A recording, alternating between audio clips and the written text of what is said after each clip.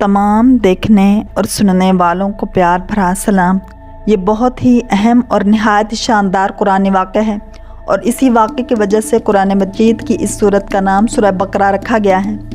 بنی اسرائیل میں ایک شخص بہت مالدار اور توانگر تھا جس کا نام عامل بتایا جاتا ہے۔ اس کی کوئی نرینہ اولاد نہ تھی، صرف ایک لڑکی تھی اور ایک بھتیجا تھا۔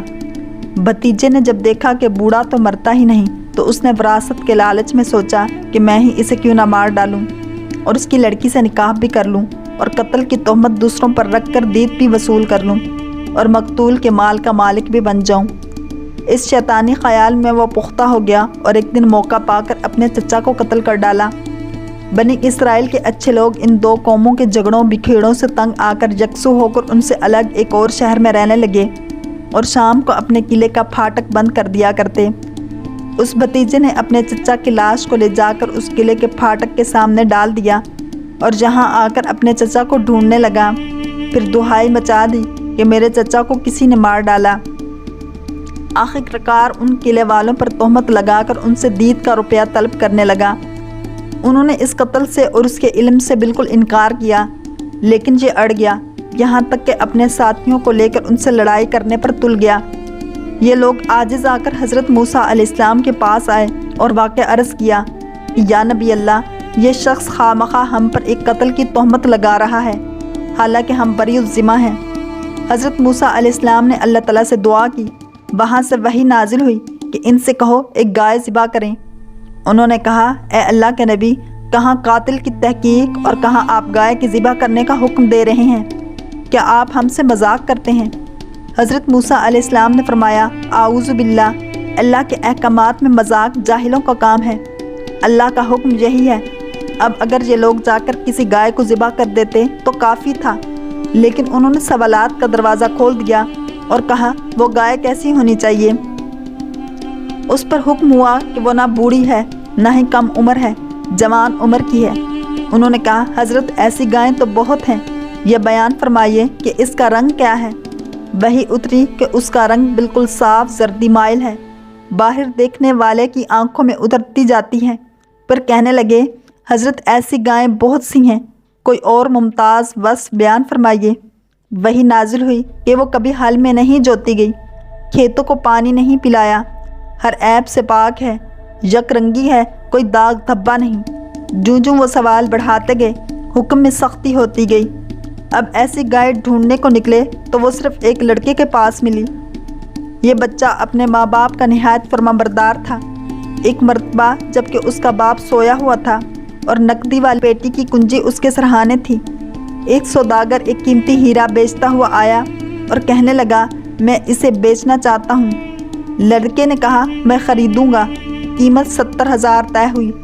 لڑکے نے کہا، ذرا ٹھہرو، جب میرے والد جاگیں گے تو میں ان سے کنجی لے کر آپ کو قیمت ادا کر دوں گا۔ اس نے کہا، ابھی دے دو تو 10,000 کم کر دیتا ہوں۔ اس نے کہا، نہیں حضرت، میں اپنے والد کو نہیں جگاؤں گا، تم اگر ٹھہر جاؤ تو میں بجائے 70,000 کے 80,000 دوں گا۔ یوں ہی ادھر سے کمی اور ادھر سے زیادتی ہونی شروع ہوتی ہے، یہاں تک کہ تاجر 30,000 قیمت لگا دیتا ہے کہ اگر تم اب جاگا کر مجھے روپیہ دے دو تو میں 30,000 میں دیتا ہوں۔ لڑکا کہتا ہے، اگر تم ٹھہر جاؤ یا ٹھہر کر آؤ، میرے والد جاگ جائیں تو میں تمہیں 1,00,000 دوں گا۔ آخر وہ ناراض ہو کر اپنا ہیرا واپس لے کر چلا گیا۔ باپ کی اس بزرگی کے احساس اور ان کے آرام پہنچانے کی کوشش کرنے اور ان کا ادب و احترام کرنے سے پروردگار اس لڑکے سے خوش ہو جاتا ہے اور اسے یہ گائے عطا فرماتا ہے۔ جبکہ تفسیر خازن میں مزید لکھا ہے، اس لڑکے کے باپ بنی اسرائیل کا ایک بہت ہی نیک اور صالح بزرگ تھے، اور ان کا ایک ہی بچہ تھا جو نابالغ تھا، اور ان کے پاس فقط ایک گائے کی بچھیا تھی۔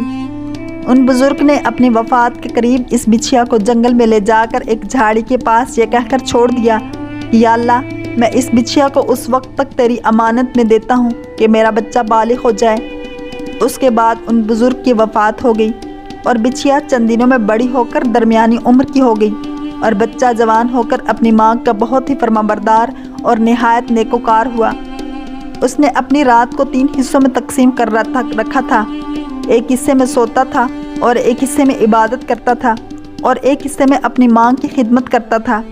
اور روزانہ صبح کو جنگل سے لکڑیاں کاٹ کر لاتا اور ان کو فروخت کر کے 1/3 رقم صدقہ کر دیتا اور 1/3 اپنی ذات پر خرچ کرتا اور 1/3 رقم اپنی والدہ کو دے دیتا۔ ایک دن اس کی والدہ نے کہا، اے نور زر، تیرے باپ نے تیرے لیے فلاں جنگل میں خدا کے نام ایک بچڑی چھوڑی تھی، وہ اب جوان ہو گئی، اللہ تعالیٰ سے دعا کرو کہ وہ تجھے عطا فرمائے اور تو اسے جنگل سے لے آ۔ لڑکا جنگل میں گیا اور اس نے گائے کو جنگل میں دیکھا اور والدہ کی بتائی ہوئی علامتیں اس میں پائیں اور اس کو اللہ تعالیٰ کی قسم دے کر بلایا تو وہ حاضر ہو گئی۔ وہ جوان اس گائے کو والدہ کی خدمت میں لایا۔ والدہ نے بازار میں لے جا کر 3 دینار پر فروخت کرنے کا حکم دیا اور یہ شرط کی کہ سودا ہونے پر پھر اس کی اجازت حاصل کی جائے۔ اس زمانے میں گائے کی قیمت ان اطراف میں 3 دینار ہی تھی۔ نوجوان جب اس گائے کو بازار میں لایا تو ایک فرشتہ خریدار کی صورت میں آیا اور اس نے گائے کی قیمت 6 دینار لگا دی، مگر یہ شرط رکھی کہ نوجوان اپنی والدہ سے اجازت نہیں لے گا۔ نوجوان نے یہ منظور نہ کیا اور والدہ سے تمام قصہ کہا۔ اس کی والدہ نے 6 دینار قیمت منظور کرنے کی اجازت دی، مگر بیچنے میں پھر دوبارہ اپنی مرضی دریافت کرنے کی شرط لگا دی۔ نوجوان پھر بازار میں آیا۔ اس مرتبہ فرشتے نے 12 دینار قیمت لگائی اور کہا کہ والدہ کی اجازت پر موقوف نہ رکھو۔ نوجوان نہ مانا اور والدہ کو اطلاع دی۔ وہ صاحب فراست عورت سمجھ گئی کہ یہ خریدار نہیں، کوئی فرشتہ ہے جو آزمائش کے لیے آتا ہے۔ بیٹے سے کہا کہ اب کی مرتبہ اس خریدار سے یہ کہنا کہ آپ ہمیں اس گائے کے فروخت کرنے کا حکم دیتے ہیں یا نہیں۔ لڑکے نے یہی کہا تو فرشتے نے جواب دیا کہ ابھی اس کو روک کے رکھو، جب بنی اسرائیل خریدنے آئیں تو اس کی قیمت یہ مقرر کرنا کہ اس کی کھال میں سونا بھر دیا جائے۔ نوجوان گائے کو گھر لایا اور جب بنی اسرائیل جستجو کرتے ہوئے اس کے مکان پر پہنچے تو یہی قیمت طے کی اور حضرت موسیٰ علیہ السلام کی ضمانت پر وہ گائے بنی اسرائیل کے سپرد کی۔ جب بنی اسرائیل اس قسم کی گائے ڈھونڈ نکلتے ہیں تو سوائے اس لڑکے کے اور کسی کے پاس نہیں پاتے۔ اس سے کہتے ہیں کہ اس ایک گائے کے بدلے 2 گائیں لے لو، یہ انکار کرتا ہے۔ پھر کہتے ہیں 3 لے لو، 4 لے لو، لیکن یہ راضی نہیں ہوتا۔ 10 تک کہتے ہیں مگر پھر بھی نہیں مانتا۔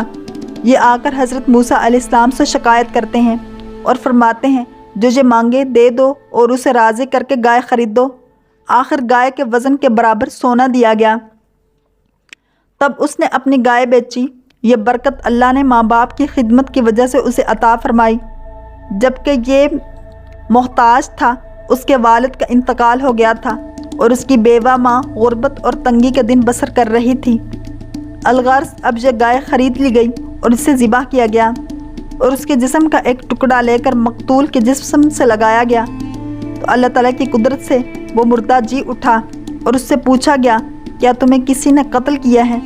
اس نے کہا میرے بھتیجے نے، اس لیے کہ وہ میرا مال پر قابض ہونا چاہتا تھا اور میری لڑکی سے نکاح کرنا چاہتا تھا۔ بس اتنا کہہ کر وہ پھر مر گیا اور قاتل کا پتہ چل گیا اور بنی اسرائیل میں جنگ و جدال ہونے والی تھی وہ رک گئی اور یہ فتنہ دب گیا۔ اس بھتیجے کو لوگوں نے پکڑ لیا، اس کی عیاری اور مکاری کھل گئی اور اسے اس کے بدلے میں قتل کر ڈالا گیا۔ یہ قصہ مختلف الفاظ سے مروی ہے۔ قرآن حکیم میں سورۃ البقرہ میں اللہ تعالیٰ ارشاد فرماتا ہے، اور یاد کرو جب موسیٰ نے اپنی قوم سے فرمایا بے شک اللہ تم کو حکم دیتا ہے کہ ایک گائے ذبح کرو، تو انہوں نے کہا کہ آپ ہمارے ساتھ مذاق کرتے ہیں۔ موسیٰ نے فرمایا میں اللہ کی پناہ مانگتا ہوں میں جاہلوں میں سے ہو جاؤں۔